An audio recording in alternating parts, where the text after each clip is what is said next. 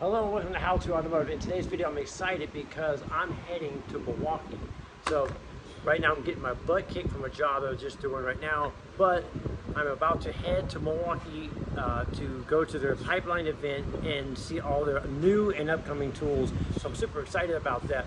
But I wanted to make this video for you guys, so I wanted you guys to chime in, one, and tell me what you think is coming out, what new generation of what tools coming out, and two, if you guys have any questions for the engineers, presidents, any of the Milwaukee team members about the tools, about their warranties, about their service, about what type of tools you'd like to see come out in the future, leave a comment below, and I'll be sure to forward that to them so they can see that, so they can get your voice and your opinion heard, and maybe if there is a problem with any of their stuff, maybe they can address that.